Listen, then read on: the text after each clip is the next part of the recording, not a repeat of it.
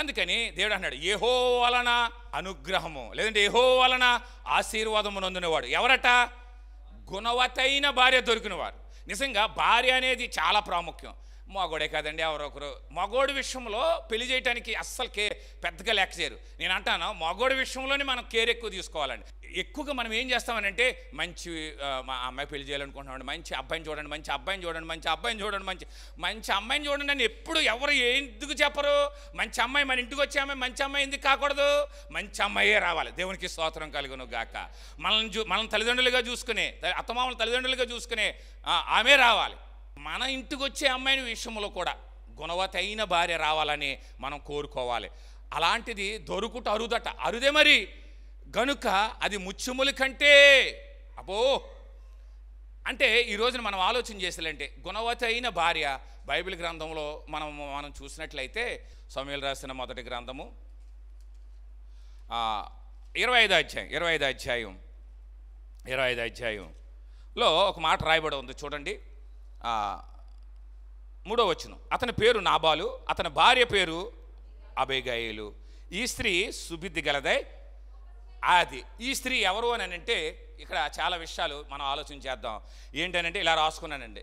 జ్ఞానము గల స్త్రీ మొట్టమొదట, రెండవది అందమైనది అని మనం చూస్తూ ఉన్నాం. ఈ అమ్మాయిలో ఈవిళ్ళలోంచి ఈ అబీగయీలోంచి మనం చూద్దాం. కానీ ఇతనికి దొరికిన భర్త ఎలాంటోడు అని అంటే నాబాలు అని అనగా మోటువాడు, తన పేరుని చూపిస్తుంది అని బైబిల్లో రాయబడి ఉంది. అయితే ఇక్కడ జరిగిన సంఘటన ఏంటనంటే ఈ సంఘటనలో నుంచి 2-3 విషయాలు మీకు నేను జ్ఞాపకం చేస్తాను. 4వ వచనంలోకి మనం వద్దాం. నాబాలు అరణ్యమందున్న దావీదును విని పిలిచి వారితో ఇట్లే నేను పోయి కుశల ప్రశ్నలు అడిగి క్షేమమవును గాక,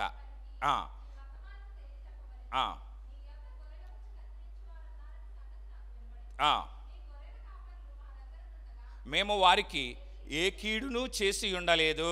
అబ్బా ఎంత బాగా చెప్తున్నాడు చూడండి. గడిచిన కాలంలో మనం కూడా చెప్పాలండి. నేను అదే చెప్తాను. మా నాన్నగారు చాలామంది పెళ్ళిళ్ళు చేశారు, చాలామంది ఇల్లులు కట్టారు అని చెప్తాను. ఇక్కడ చూడండి చాలా అద్భుతమైన మాట. ఇవన్నీ రాయించాలా పరిశుద్ధాత్మ దేవుడు అని అనిపిస్తుందండి మనకి. చదవండి. అది అసలు దొంగతనం మేము చేయలేదు వాళ్ళ దగ్గర. వారు అలాగనే చెప్తారు. కాబట్టి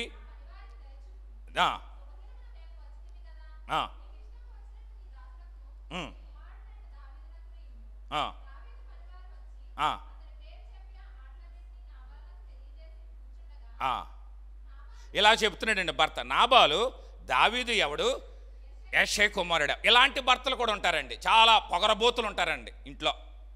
పొగరబోతు భర్తలు ఉంటారు. అసలు పొగరతో అసలు కళ్ళు నెత్తికెక్కిన భర్తలు ఉంటారు. అయితే భార్యగా మనము ఇల్లుని కట్టుకోవాలి, మనం కుటుంబాన్ని కట్టుకోవాలి, మనం కుటుంబాన్ని చక్కదిద్దుకోవాలి. గుణవతైన భార్య ఇలాగనే చేస్తుంది. గుణవతైన భార్య దొరుకుట అరుదు అని అంటే అరుదే. అందరూ ఉండరండి గుణవతైన భార్యలు. అందుకని మనం నిజంగానే వీడు మోటువాడైనా, పొగరబోతుడైనా, గర్విష్టైనా, లేదంటే వాడికి మాట్లాడటం రాపోయినా సరే నిజంగా మనం మలుచుకోవాలి. ఇక్కడ అన్నాడు చూడండి, అసలు దావీదెవడు, యెషై కుమారుడు ఎవడు అని అంటున్నాడండి. అసలు ఎంతటి భయంకరమైన విషయం ఒకసారి ఆలోచించేయండి. అందుకని ఇలాంటి భర్తలు కూడా మనకుంటారు, ఉండరు. పొగరబోతోళ్ళు, ఆడెవడో ఈడెవడో. చాలామంది ఇది ఇలాగే మాట్లాడతారండి. ఎలాగంటే ఆడెవడో, ఆడెంత, ఈడెంత అని అంటారు. అప్పుడు మన భార్యలుగా కొన్ని విషయాలు చెప్పాలి. ఏమండి అలా మాట్లాడకూడదండి, అలా కాదండి, ఇలాగనండి, ఇలా కాదండి, అలాగని మన భర్తలు మనం ఖచ్చితంగా మన రీతిలో లేదంటే దైవికమైన రీతిలో మలుచుకునే స్త్రీయే గుణవతే. అంటే మంచి గుణం ఉన్నది. అంటే జ్ఞానం కలిగిన స్త్రీ తన ఇల్లు కట్టుకుంటుంది, జ్ఞానం లేని స్త్రీ తన ఇల్లును ఓడబెరుక్కుంటుంది, కూలగొట్టుకుంటుంది అని మనం చూస్తూ ఉన్నాం. అందం ఉంటే సరిపోదండి. అందం ఉన్న ఆ భార్యని చేసుకుంటే ఉపయోగమే లేదు. గుణం కూడా ఉండాలి. దేవునికి స్తోత్రం కలుగును గాక. మంచి గుణం ఉండాలి. అత్తమామలని అలాగే తల్లిదండ్రులని ఒక్క రీతిలో వారి వైపు చుట్టాలని వీరి వైపు చుట్టాలని ఒకే రీతిలో చూసేవారుగా ఉండాలి. అందుకని మనం చూస్తాం కదండి, నీ ఇంటి వారు వస్తే ఇది చేస్తావు, నా ఇంటి వారు వస్తే ఇది చేస్తారని. చాలామంది వాళ్ళ ఇంటి వాళ్ళు ఎవరైనా వచ్చారనుకోండి చుట్టాలో, ఇప్పుడు ఎక్కడైనా మనం ఏలూరులో కాపురం ఉంటున్నాం అనుకోండి, ఇప్పుడు సుకన్య చుట్టాలు వచ్చారనుకోండి, ఇంకా ఒక మొత్తం ఇంకా అన్నీ ఇరగొట్టేసి బదలు కొట్టేసి వంటలు చేయటము. అలాగని ఎలజయ్ గారు వచ్చినప్పుడు బంధువులు వచ్చినప్పుడు ఏమీ మాట్లాడుకోకుండా ఉండటమో కాదు. నిజంగా వారు దొరికిన చుట్టాలు వచ్చినప్పుడు ఎలాగైతే మనం బద్దలు కూడా ఎత్తామో అలాగనే భర్త దొరుపున చుట్టాలు వచ్చినప్పుడు కూడా అదే రీతిగా మరి భర్త కూడానండి వీళ్ళ దొరుపున వచ్చినప్పుడు మేకలు తొళ్ళలో కోళ్ళు చేపలు వేసుకుని వచ్చేసి వాళ్ళ దొరుపున ఎవరైనా వచ్చినప్పుడు కిక్కురు మనకుండా ఏం చేసుకుంటుందిలే అని అలా కూర్చోవటం కాదు. వాళ్ళు వచ్చినప్పుడు కూడా అదే రీతిగా మనము చెయ్యాలి. చేసినప్పుడే ఆ కుటుంబం ఒక్కటిగా మార్చబడుతుంది. ఇప్పుడు భర్త ఎలాంటోడైనా అబిగయీలు మార్చుకుంటుందండి, తన వైపుకు మార్చుకుంటుంది. ఈమెలో ఉన్న గుణ లక్షణాలను మనము చూస్తూ ఉన్నాం. అయితే ఆ పనివారు వెళ్ళిపోయినట్లుగా మనం చూస్తున్నాం. ఇంక ఈ అధ్యాయం అంతా చదవటం కుదరదు, కానీ ఆ పనివారు వెళ్ళిపోయినట్లుగా చూస్తున్నాం. వెళ్ళిపోయి దావీదుకి యాస్టీజ్గా ఈ విషయం చెప్పారండి. ఏంటి అని అంటే దావీదు ఎవడో యెషయా ఎవడో అని అన్నారండి. అనేటప్పటికి దావీదుకి ఎక్కడ లేని కోపం వచ్చిందండి. కోపం వచ్చి దావీదు ఏం చేశాడనంటే 13వ వచనంకి మనము వద్దాం చూడండి. అంతటా దావీదు కత్తులను ధరించు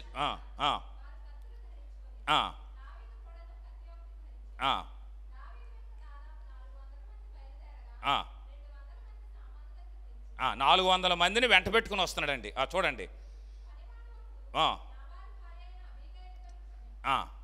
అమ్మా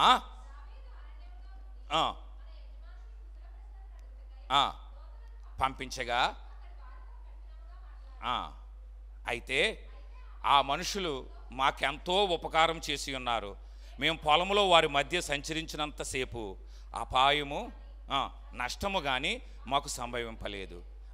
మేము గొర్రెలు కాయుస్తున్నంత సేపు వారి రాత్రింబగళ్ళు మా చుట్టూ ప్రాకారంగా నిలిచిరి. అబ్బా ఏం చెప్తున్నాడండి! ఒక పనివాడుకున్న జ్ఞానం నాబాలుకు లేదండి, యజమానుడికి లేదండి. ఇప్పుడు 400 మందిని వేసుకొని కత్తులతోనో గుదులతోనో మరి వస్తున్నాడు అనేటప్పటికీ ఈ మాట అబిగయీలుకి చెవిన పడగానే ఎప్పటి నుంచో ఈ నాబాలుతోటండి పళ్ళబోతుందండి బాధ.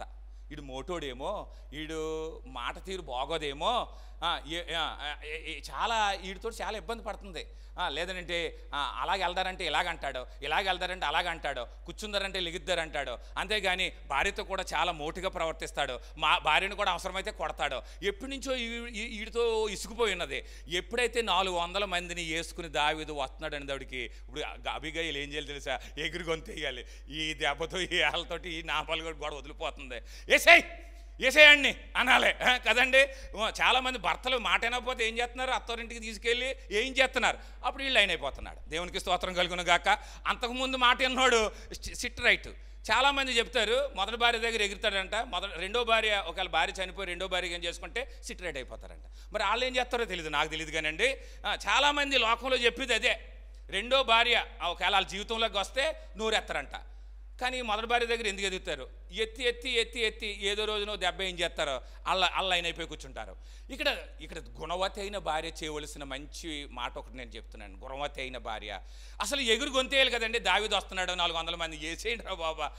ఈ ఘట్టం కోసమే నేను చూస్తున్నాను. ఏలేసి ఉంటాయి వేయాలి అబిగయీలు ఏలేసి ఈ దెబ్బతోటి వీడు సెటరేట్ అయిపోతాడు, వీళ్ళు ఉన్న మూర్ఖత్వం పోద్ది, వీడిని భరించలేకపోతున్నాను, అసలు వీడిని కట్టుకున్న దాని నుంచి ఈరోజు వరకు సుఖమనేది లేదు అనేసి చెప్పాలి. అసలు అప్పుడు నిజంగానండి అసలు ఎలాంటి దగ్గర ఎలా పనులు కూడా అలాగే ఉంటారు కదా. కానీ అలాంటి పనులు కదండి. ఏమండి మనకి ఎంత బాగా చూసుకున్నారో తెలుసండి. మాకేమీ హాని చేయలేదండి. మేము రాత్రి పడుకుంటే వాళ్ళు మా మందకి వాళ్ళకి మాకును మా మందకి వారు ప్రహారగా ఉండేవారు, మాకు కాపలాగా ఉండేవారు. అబ్బా పనివాడు ఎంత బాగా చెప్తున్నాడో చూడండి, పనివాడు ఎంత బాగా చెప్తున్నాడో. కానీ యజమానుడికి గర్వం కంఠహారం అవ్వాలి, కళ్ళు నెత్తిపెక్కిపోయినాయండి. గర్వించేవాడు ఖచ్చితంగా పడిపోతాడండి. నేను చెప్తున్నాను, దేని గురించి నువ్వు గర్విస్తున్నావు? ఏముందని గర్విస్తున్నావు? ఏది ఉన్నా అది ప్రభు ఇచ్చిందే. నువ్వు నమ్ము. నువ్వు ఆస్తుందా, ఐశ్వర్యం ఉందా, అందం ఉందా, ఉద్యోగం ఉందా, ఆస్తుపాస్తులు ఉన్నాయా, బంగారం ఉందా, ఏది ఉన్నా ప్రభు ఇచ్చిందే.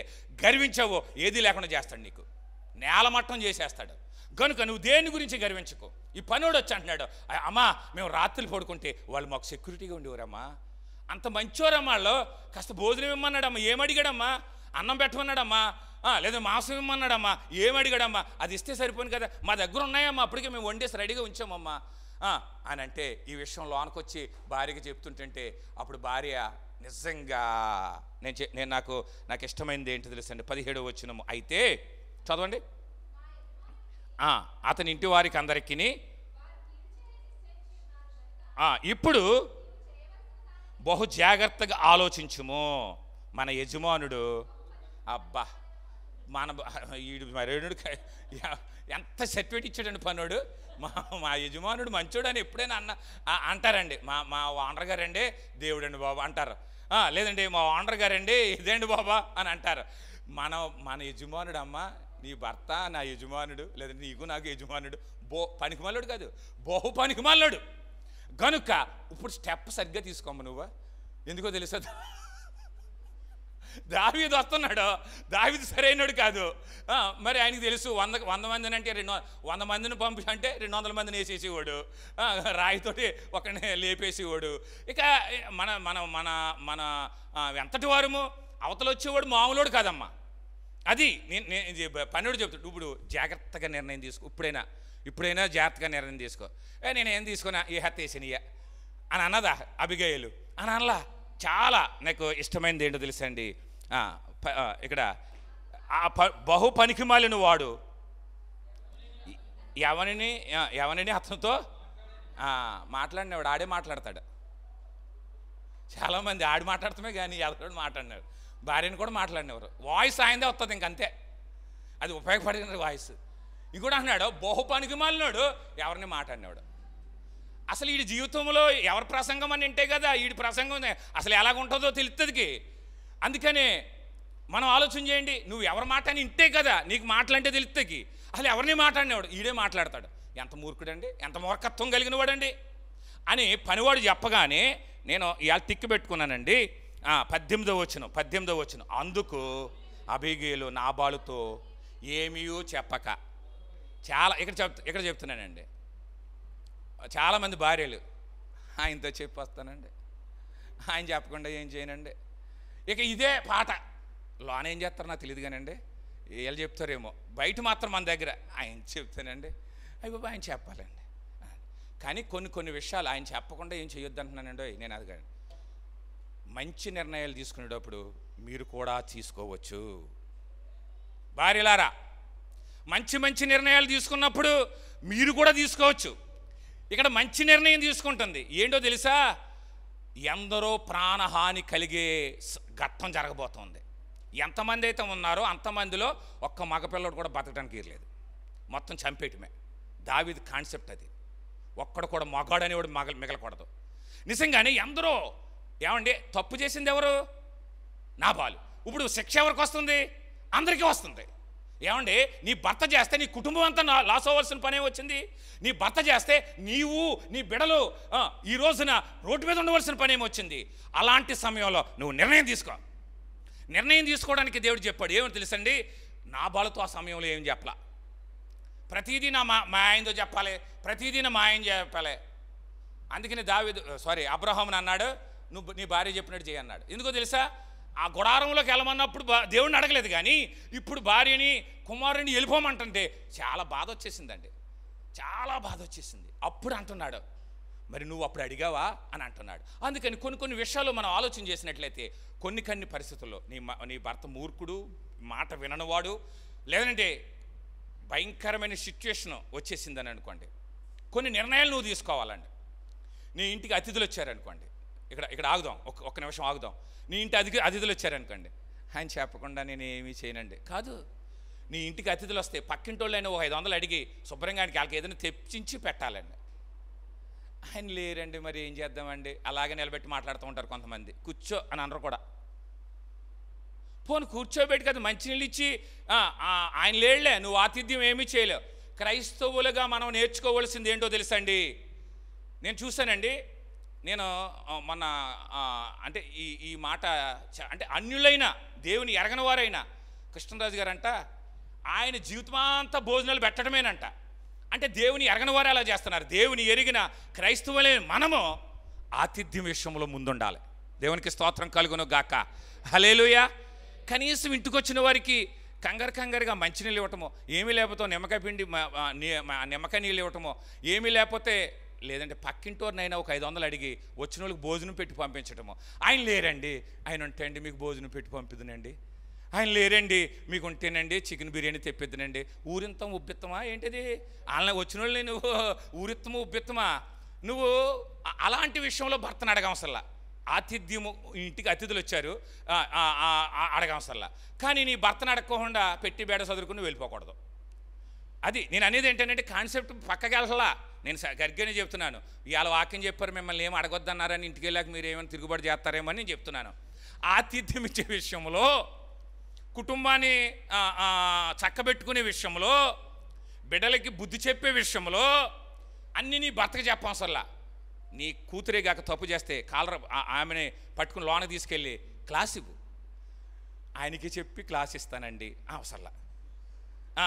నీ కొడుకు తప్పు చేశాడనుకో, కాలర్ పట్టుకుని లోన తీసుకెళ్ళి లాగి ఒకటి కొట్టు, బుద్ధి చెప్పు. ఆయన చెప్పి కొడతానండి అని అవసరంలా. నువ్వు చేసే పని పెద్ద పనులు ఉంటాయి చూడండి, లేదంటే నీ ఇంటికి వెళ్ళిపోయే పనులు ఉంటాయి చూడండి, నువ్వు ఆడదానిగా తలపెట్టలేని ఉంటాయి చూడండి, అవి నీ భర్తను అడగకుండా ఏది చేయకు. కానీ నీ భర్త లేనప్పుడు కొన్ని నిర్ణయాలు నువ్వు తీసుకో. కానీ ఇది క్లిష్టమైన పరిస్థితి, కొన్ని ప్రాణాలతో లింక్ అయి ఉందండి. ఈ సమస్య ఏంటో తెలుసండి, కొన్ని ప్రాణాలతో లింక్ అయి ఉంది. ఒక ప్రాణం కాదండి, తప్పు చేసినోడు ప్రాణం పోతే పర్వాలేదు, కానీ తప్పు చేయని వారి ప్రాణాలు కూడా ఇక్కడ పోతున్నాయి. అది నేను అనేది, తప్పు చేయని వారి ప్రాణాలు కూడా పోతున్నాయి. తప్పు చేయని వారు దావీదుని మంచిగా అర్థం చేసుకున్న వారు కూడా ఇక్కడ ఉన్నారు. ఆ దావీదంటే మాకు చాలా ఇష్టమైన వాళ్ళు ఉన్నారు. కానీ అక్కడ జరగదండి. దావీదు రావటమే, వాళ్ళందరూ ఒకేసారి దౌర్జన్యంగా వచ్చేసి చంపటమే, కానీ అక్కడ చెప్పే మాట ఏమి వినరండి నాకు అంతే. కనుక ఏం చెయ్యాలి? అయితే ఇక్కడ చూస్తున్న అబిగయలు నాబాలుతో ఏమీ చెప్పకుండా ఒక నిర్ణయం తీసుకుందండి. ఏంటో తెలుసండి, దావీదుకి కానుక సిద్ధపరుస్తుంది. ఏదైతే అతను అడిగాడో అది సిద్ధపరుస్తుందండి. దేవునికి స్తోత్రం కలుగును గాక. హల్లెలూయా. నిజంగానండి, యాషావు 400 మందిని వేసుకుని వస్తున్నారని అంటే, యాకోబు మొట్టమొదటి చేసిన పని ఏంటో తెలుసండి, యాషావు కొరకు కానుకను సిద్ధపరిచాడు. నిజంగానండి, మనం ఎన్నో విషయాల్లో మనం డబ్బులు పోగేసుకుని మీ భర్తకు ఒక డ్రెస్ కొనండి, ఎంత సంతోషిస్తాడో అనండి. ఎక్కడికి వెళ్ళినా ఈ డ్రెస్ మా భార్య కొన్నదని స్టార్ట్ చేస్తారు కూడా, వాక్యం అలా కూడా స్టార్ట్ చేస్తారు. నిజమే, మనం రూపాయి పోగేసుకుని ఆలకాయలకి ఇవ్వటం. నీ భర్తకు కొను. భర్త ఎలాగా కొంటాడులేండి, భర్త సంపాదన పరుడు, పోనీ భార్య కూడా సంపాదన పరులు అనుకో. అలా చేసినప్పుడు ఖచ్చితంగా ఆశీర్వదించబడుతుందండి. ఇక్కడ ఏదైతే అడిగాడో దావీదు అది సిద్ధం చేస్తుంది. చూడండి, మనము త్వరగా ఏంటనంటే చెప్పక త్వరపడి 200 రొట్టెలను, 2 ద్రాక్షారసపు తిత్తులను, వండిన 5 గొర్రెల మాంసమును, అంటే 5 గొర్రెలు ఉండారండి, 5 కేజీల మాంసం కదండి, 5 గొర్రెలు ఉండారండి, వండిన మాంసమును, 5 మానికలు వేచిన ధాన్యమును, 100 ద్రాక్ష గెలలను, 200 అంజూరపు అడలను గార్ధముల మీద వేయించి మీరు నాకంటే కానుకను ముందు పంపుతుందండి. దేవునికి స్తోత్రం కలుగును గాక. ఈ పనివారితో చెప్తుంది, మీరు నాకంటే ముందు వెళ్ళండి. అబ్బా, అతడు ఏమవుతుందో తెలుసండి, అక్కడ జరిగే విషయం ఏం జరుగుతుందో తెలుసండి. అప్పుడు చల్లబడుతుంది అన్నమాట, కొంచెం చల్లబడుతుంది. అయితే నేను ఇక్కడ చెప్తున్నాను, ఇక్కడ మనం చూడండి ఏంటి అని అంటే, అప్పటికి త్వరగా బయలుదేరి వెళ్తుంది. అయితే అప్పటికి 22వ వచనము మనం ఇలా మనం చదువుకుందాం. చూడండి, ఏమనంటే అని అనుకొని, అతనికి ఉన్న వారిలో ఒక మగపిల్లవాని నేను తెల్లవారేటప్పటికి నేను ఉండనియ్యను, లేదా దేవుడు మరి గొప్ప అపాయము దావీదు శత్రువులు కలుగుజేయును గాక అని ప్రయాణము దావీదు చేస్తూ ఉన్నాడండి.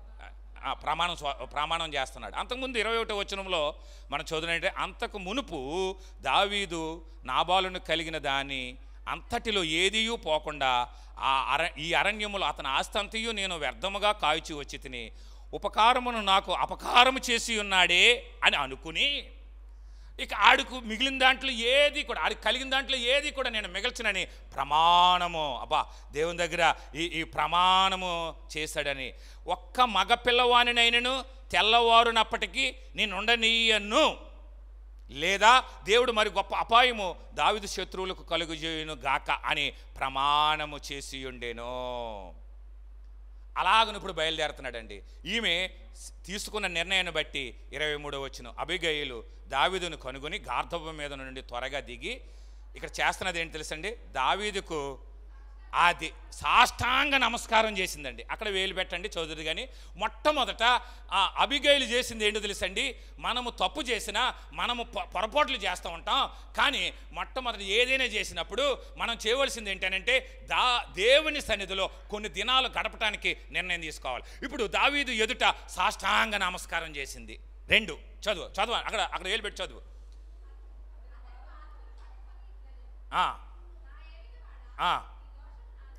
అది అబ్బా, నా భర్త చేసిన దోషము నా దోషమని ఎంచుము, మాట్లాడనిమ్ము, ఆలకించుము. అది సరిపోద్దండి. ఇక్కడ ఈ 3 విషయాలు మనం చూద్దాం. ఏం చేసిందనంటే త్వరగా గార్ధబం దిగింది, సాష్టాంగ నమస్కారం చేసింది. ఏం చేసింది, అతని పాదాలు పట్టుకుని, ఆ వరుడు ఎగరగొట్టేశారు ఇందాక కదా, అది చాలా ముఖ్యమైనదండి. చదువరా, అతని పాదాలు పట్టుకుని. మనం తప్పు చేస్తే పట్టుకోవలసింది దేవుని పాదాలండి. దేవునికి స్తోత్రం కలుగును గాక. రెండోది ఏం చేసిందో తెలుసండి, సాష్టాంగ పడింది, దావీదు పాదాలు పట్టుకుందండి. మనం కూడానండి మన పొరపాట్లు చేసినప్పుడు మన కుటుంబంలో పొరపాట్లు చేయకుండా ఉండం, లేదంటే మనం తప్పులు చేయకుండా ఉండం, కానీ మనం చేయవలసింది ఏంటి తెలుసండి, మొట్టమొదట ఒక గదిని ఎంచుకోవాలి. రెండవది యేసయ్య పాదాలు పట్టుకోవటం నేర్చుకోవాలి. యేసయ్య పాదాలు పట్టుకోవటం నేర్చుకోవాలి. అయ్యా ఇక్కడ ప్రార్థన చేయాలి, అతని తప్పు నా తప్పుగా ఏం చేయ, అతని తప్పు నా మీద వేసుకుంటున్నాను, అతని తప్పు నేను వేసుకుంటున్నాను, దయతో క్షమించు. దేవుడు క్షమించే దేవుడు అండి, దేవుడు కనికరించే దేవుడు అండి, కృప చూపించే దేవుడు అండి. అందరూ ఇలా చేస్తూ ఉన్నారు. నిజంగానే మీ కుటుంబం మీదకి ఉగ్రత రాకుండా, మీ కుటుంబం మీదకి అపాయం రాకుండా, మీ కుటుంబం మీదకి వేదన రాకుండా, మీ కుటుంబం మీదకి దరిద్రం రాకుండా ఉండాలని అంటే, ఒకవేళ నీ భర్త తప్పు చేసినా, నీ భార్య తప్పు చేసినా, మొట్టమొదట నీ గదిలోకి వెళ్ళి యేసయ్య పాదాలు పట్టుకోవడం నేర్చుకోవాలి. అప్పుడు మన కుటుంబం రక్షించబడుతుంది. అందుకని అంటాడు, నేను చేయదలుచుకున్న కీడు చేయక మాని మరలా వారికి నేను కృప చూపించేదను అని అంటాడు. నినివే పట్టణం గురించి దేవుడు మాట్లాడాడు. ఏవేళ గ్రంథంలో కూడా మీరు ఉపవాసం ఉండి ప్రార్థన చేసి నా వైపుకు తిరిగిన ఎడల నేను చేయదలుచుకున్న కీడుని చేయక మానేదను. ఎవరైతే యేసయ్య పాదాలు పట్టుకుంటారో, ఒకవేళ మీ జీవితంలో అది ఉపద్రవమైన, కీడైన, వేదనైన, శాపమైన, దరిద్రతైన దేవుడు తప్పించబోతూ ఉన్నాడు. మన అబిగయీలు నుంచి, గుణవతైన భార్యలో నుంచి మనం నేర్చుకోవాల్సింది ఏంటో తెలుసండి, ఏ సమస్య వచ్చినా, ఏ పరిస్థితి వచ్చినా, ఏ స్థితిగతులు వచ్చినా మనం నేర్చుకోవాల్సింది ఏంటంటే యేసయ్య పాదాలు పట్టుకోవడం నేర్చుకోవాలి, యేసయ్య సన్నిధిలో గడపడం నేర్చుకోవాలి, యేసయ్య సన్నిధిలో ప్రార్థన చేయటం. ఏమని ప్రార్థన చేస్తుందని అంటే, ఆయన తప్పు నా తప్పుగా ఏం చెయ్య, ఆడి చేత నేను ఎందుకు ఒప్పుకోవాలి, ఆడి చేత నేను ఎందుకు ఒప్పుకోవాలి, నీ ప్రార్థన నీదే, నా ప్రార్థన నీదే అన్న ఆడవాళ్ళు కూడా ఉన్నారండి. గుణవతైన భార్యల నుంచి నేర్చుకోవాల్సింది ఏంటి తెలుసా, ఆ మోటు కలిగిన వాడు, గర్విష్టి, కోపదారి, మూర్ఖుడు తప్పు నా తప్పుగా వేసుకుంటున్నానయ్యా, క్షమించు. దేవుడు క్షమించగలిగిన దేవుడు అండి, క్షమాగుణం కలిగిన దేవుడు అండి. నిజంగా నేను అంటున్నాను, ఈ వాక్యాలన్నింటిలో మనం చూసినట్లయితే ఎప్పుడైతే ఇలాగ అడిగిందో దావీదు క్షమించాడండి. దేవునికి స్తోత్రం కలుగును గాక. ఆ కానుకనంతటినీ తీసుకుని అతడు వెళ్ళినట్లుగా ఆ భయంకరమైన ఆ నరహత్యలు జరగకుండా అబిగయీలు అడ్డుపడి ఆపినట్లుగా మనం చూస్తూ ఉన్నాం. హల్లెలూయా. ఈరోజు ఇలాంటి స్త్రీలు లేపబడాలి. దేవునికి స్తోత్రం కలుగును గాక.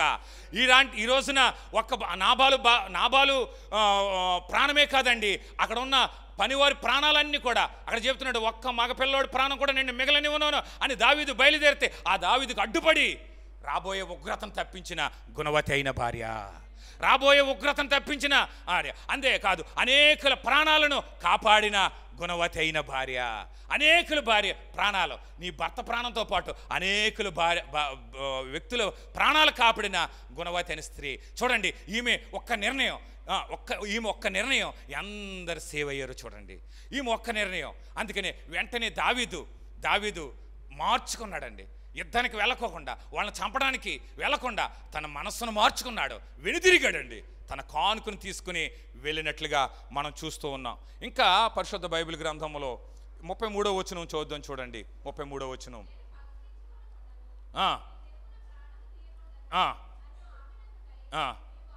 అబ్బాబ్బాబ్బాబ్బా, ఈ మాటను చప్పట్లు కూడా దేవుని నామమున మహింపర్థం చూడండి. హల్లెలూయా. అసలు ఎవరు బ్లెస్ అయ్యారండి ఇందులోనూ?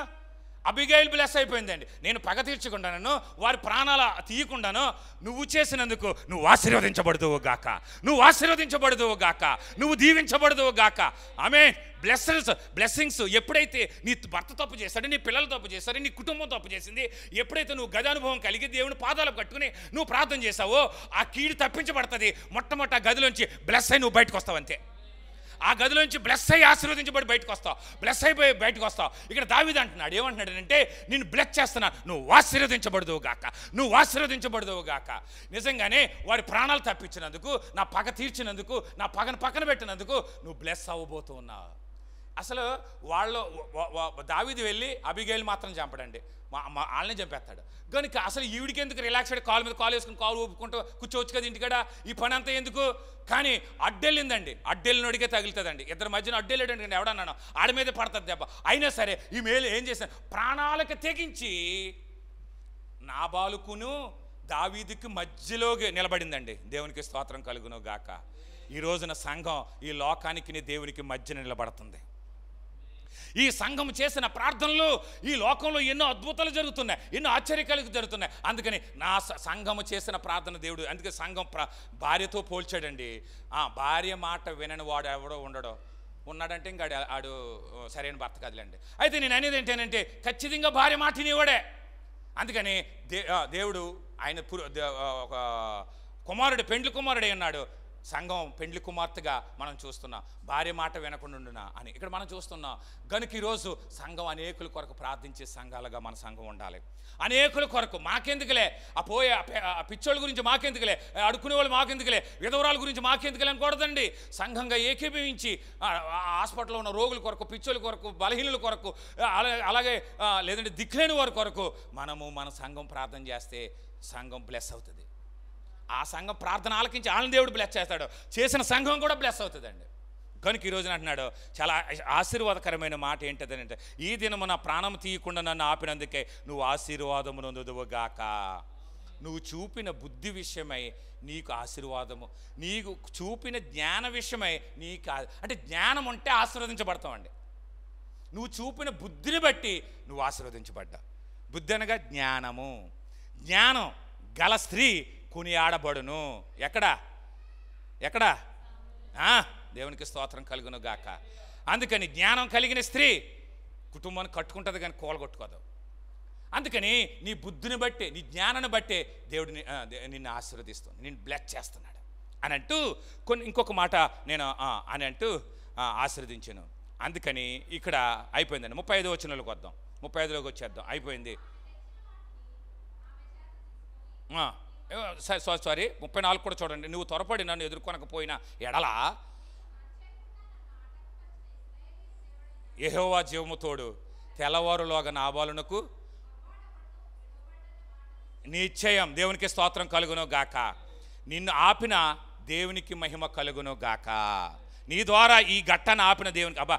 దావీదు ఎంతటి, అందుకని దావీదు జీవితంలోంచి ఎన్నో దావీదు గురించి ఎక్కువ చెప్తానండి. ఇక్కడ ఏమంటున్నాడు తెలుసు, ఇందులో కూడా ఈ 34వ వచనంలో అంటాడు, ఏమనంటున్నాడనంటే, నీకు హాని చేయకుండా నన్ను ఆటంకపరిచిన ఇశ్రాయేలీల దేవుడైన యెహోవా జీవము తోడు. దేవుని అంటే దేవుడు నీ ద్వారా ఇలాగ ఆఫ్ చేశాడు, అది నీ ద్వారా దేవుడు కార్యం చేశాడు. అంటే ప్రతి దాంట్లోనూ దేవుని తీసుకొస్తూ ఉన్నాడండి. సరే 35వ వచనంలోకి వచ్చేద్దాం, ముగించేస్తున్నాను నేను. తన యొద్దకు ఆమె తెచ్చిన వాటిని ఆమె చేత తీసుకుని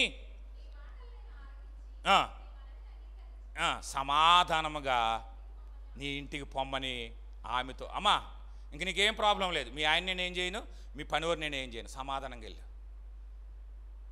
గదిలోంచి అలా రావాలండి. దేవునికి స్తోత్రం కలుగును గాక. స్త్రీలైన పురుషులైన సమాధానంతో గదిలోంచి, ప్రార్థన గదిలోంచి రావాలి. నీకు సమాధానం దేవుడు ఇచ్చే వరకు నువ్వు బయటికి రాకూడదు. నీకు దేవుడు జవాబిస్తాడు గదిలోకి వెళ్ళిన తర్వాత. దావీదు అంటున్నాడు, కాళ్ళు పట్టుకుని బ్రతిమాలి ప్రార్థన చేసిందండి, సమాధానం కలిగిన దానివై ఇంటికెళ్ళు, సమాధానం కలిగిన దానివై ఇంటికెళ్ళు. నీకు కానీ, నీ భర్తకు కానీ, నీ బిడ్డలకు కానీ నేను ఏ హాని చేయను. సమాధానంతో దేవుని వాక్కుతో గదిలోంచి బయటకు వస్తుందండి, దేవుని వాక్కుతో బయటకు వస్తుందండి. ఈ మాటలు నన్ను ఇంకొక మాట చెప్పనివ్వండి. ఏంటి ఇంకా అని మనం ఆలోచన చేసినట్లయితే, సమాధానం గలవే నీ ఇంటికి పొమ్మని ఆమెతో చెప్పాను. అబిగైలు తిరిగి నాబాలు నొద్దకు రాగా రాజులు విందు చేసినట్లు అతడు ఇంటిలో విందు చేసి త్రాగుచు బహు సంతోషించుచు మొత్తుగా నుండెను గనుక తెల్లవారు వరకు ఆమె అతనితో కొద్ది గొప్ప మరేమియో అది. ఇప్పుడు రాజులు చేస్తున్నట్లుగా, రాజుల సొమ్ము రాళ్ళపోలన్నట్లుగా రాజులు చేస్తున్నట్లుగా విందు చేస్తున్నాడు. మనకు తగునా?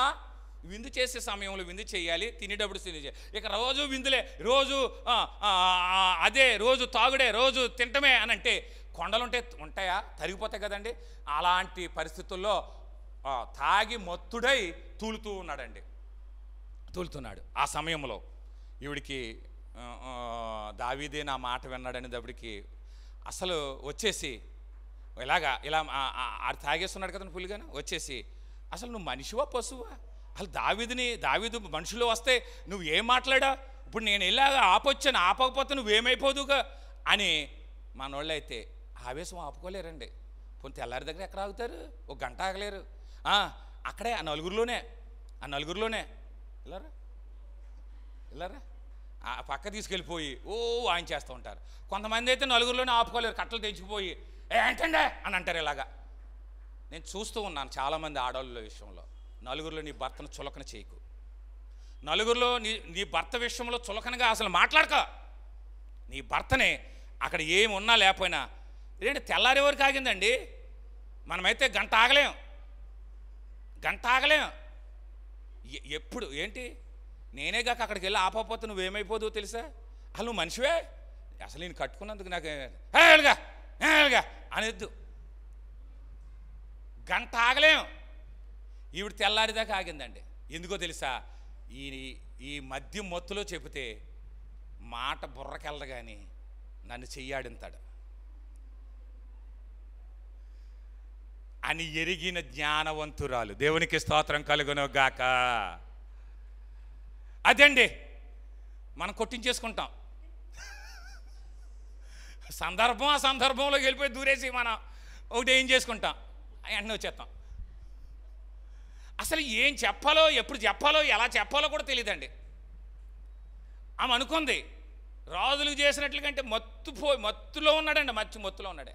ఆ మత్తులో ఇంకా 2 మాటలు అంటాడు. దావీదు దగ్గరికి వెళ్ళావా? అది నేను చేసుకొని కాపురం అని అంటాడు. ఏమైనా మాట్లాడతాడు మత్తులో, ఏ రీతికైనా మాట్లాడతాడు. ఆ మత్తులో కొడతాడు, తిడతాడు, అవసరమైతే వాళ్ళందరూ ఎదుట సిగ్గుపరుస్తాడు, గెంటేస్తాడు. ఓ పురుషుడి దగ్గరికి వెళ్ళొచ్చు, ఇప్పుడు నన్ను అడగకుండా నువ్వు ఎందుకు వెళ్ళావు, నా సామాగ్రిని తీసుకుని ఎందుకు వెళ్ళావు అని చేస్తాడు. కానీ అతడికి మాత్రం అప్పుడు చెప్పిన విషయం మంచిగా మాత్రం రీచ్ అవ్వదు కనుక మత్తు దిగే వరకు ఆగిందండి. అందుకనే ఎప్పుడు పడితే అప్పుడే చీర కొనుక్కుంటానండి అనకూడదు.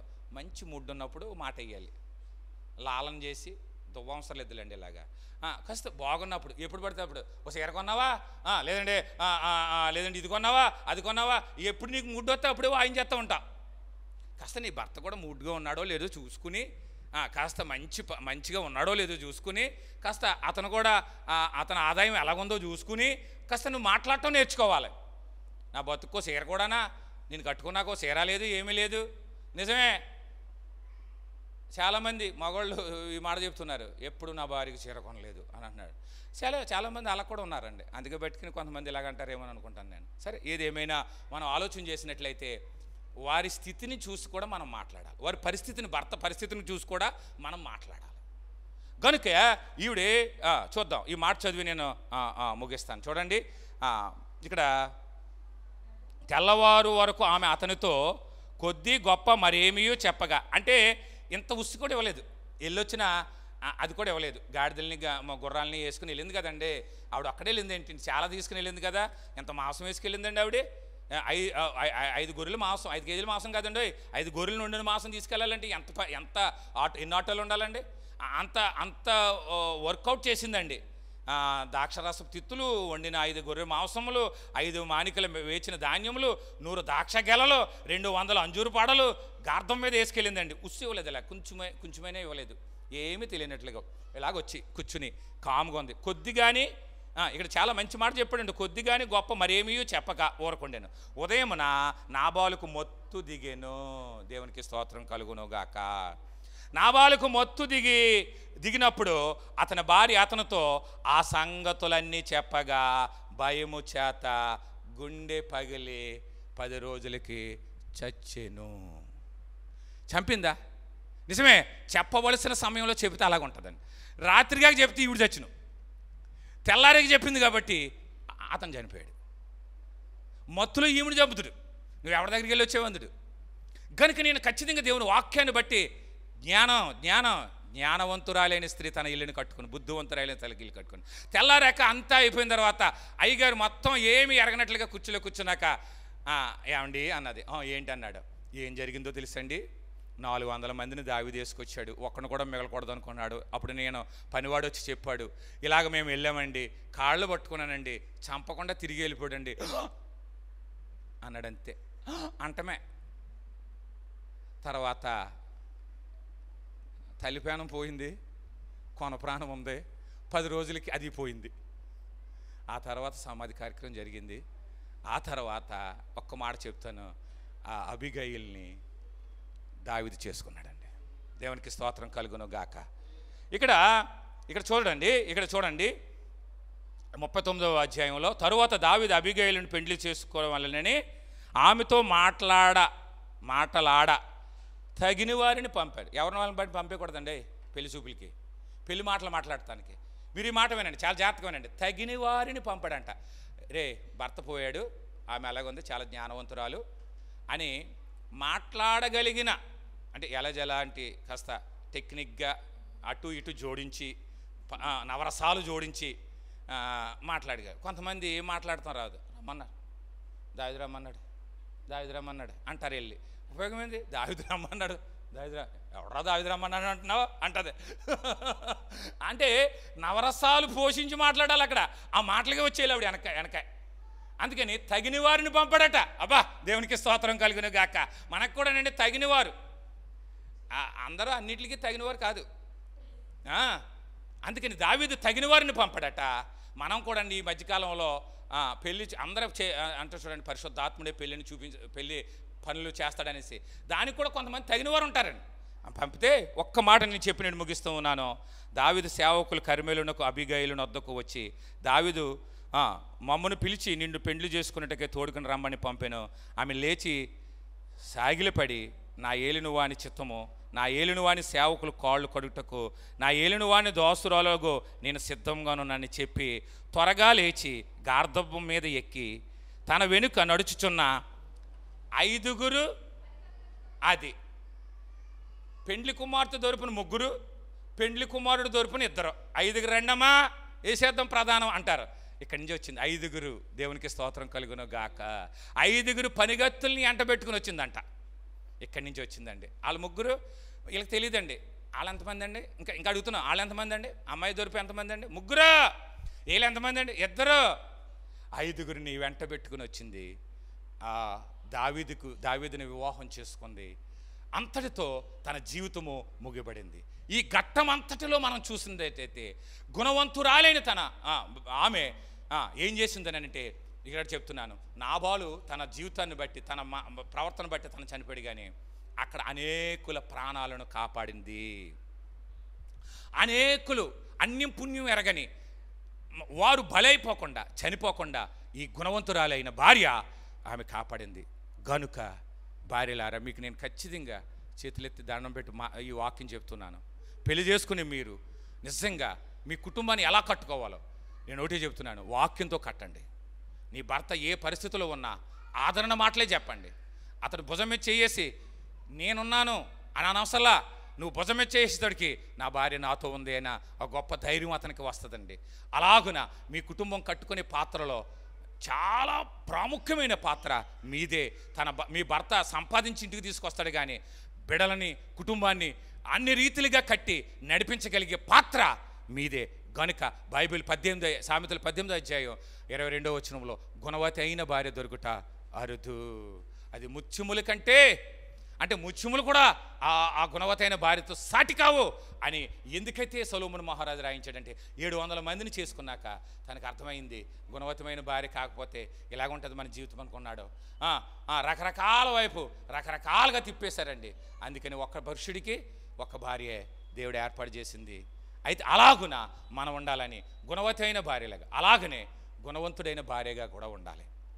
భార్య ప్రేమించేవాడుగా, భార్యని ఆదరించేవాడుగా, భార్య అనంటే నిజంగానే గడగడలాడేలాగా, ఆ రీతిగా క్రియల్లో చూపించేవాళ్ళలాగా మరి భార్యను ప్రేమించాలండి. ప్రేమ అనేది క్రియల్లో ఉండాలి.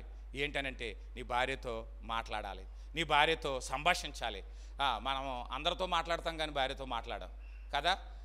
నిజంగానే ఈ సైకాలజీల దగ్గరికి వెళ్ళినప్పుడు అలా అన్నారంటే, అందరితో మాట్లాడతాడండి, నా భర్త నాతో మాట్లాడండి అంటే, అప్పుడు వెనక్కి వెళ్ళి ఆమె జీవితం అంతా కూడా ఒకసారి అతను ఏంటనంటే, భర్త ఇష్టంగా మాట్లాడేటప్పుడు అంట ఆవిడ చిరాకు పడేదంట. ఇక అతను ఆమెతో మాట్లాడటం మానేసి ఇక ఊరోళ్ళతో మాట్లాడుతుంటే వాళ్ళు మంచిగా రిసీవ్ చేసుకుంటున్నారు. అది అతనికి ఇష్టమైందండి. మీ భర్త మాట్లాడేటప్పుడు ఊరికండే ఇప్పుడు మొదలెట్టారా, అలాగండి అలాగే వెళ్ళారా అని అనకండి. చెప్పండి, నీకు ఎంత బాగోపోయినా, ఎంత పిల్లలతో సాకి ఇబ్బందికరంగా ఉన్నా, నీ భర్త ఏదైనా చెప్తున్నప్పుడు చెప్పండి, ఎంత బాధ ఉన్నా సరే చెప్పండి. అలాగే నీ భార్య ఏదైనా నీకు చెప్తున్నా సరే చెప్పొచ్చావులే అమ్మ అని అనకుండా, నీ భార్య ఏదైనా చెప్తుంటే నీ భార్య మాట కూడా మనం వినండి. వినని దేవుడు చెప్పాడు. ఇరువురు ఒక్కటే, ఇద్దరు కాదు. అలా ఉన్నప్పుడే కుటుంబం ఆశీర్వదించబడుతుంది. ఏదైనా కలిసి చేయండి, కలిసే మరి ప్రార్థన చేయండి, కలిసి దానం చేయండి, కలిసి ఒక మాట చెప్పండి. అది అనేక కుటుంబాలకి ఆశీర్వాదకరంగా ఉంటుంది. అలాగున మనము ఉండునుగాక. మహాపరిశుడు అయిన మా పరమ తండ్రి యేసయ్య నీకు వందనాలు. వాక్యమైన దేవుడు వాక్యంతో మాతో ఇంతవరకు అనేక విషయాలు మాతో మాట్లాడోనైనా నిన్న ప్రతి మాట మన జీవితాల్లో, మా కుటుంబాల్లో ఆశీర్వాదకరంగా నిలిచుండునుగాక. విన్న వర్తమానం బిడ్డల జీవితాల్లో ఆశీర్వాదకరంగా ఉండునుగాక. అటు రీతిగా ప్రభువా మీరే సహాయం చేసి మేలు చేయమని, మహిమ ఘనత ప్రభావాలు మీరే పొందుకోమని నజరేయుడైన యేసు అతి పరిశుద్ధ నామమున అడివేడు కోరుకుంటున్నాము తండ్రి. ఆమేన్. God bless you. దేవుడు మిమ్మల్ని అందరినీ దీవించునుగాక.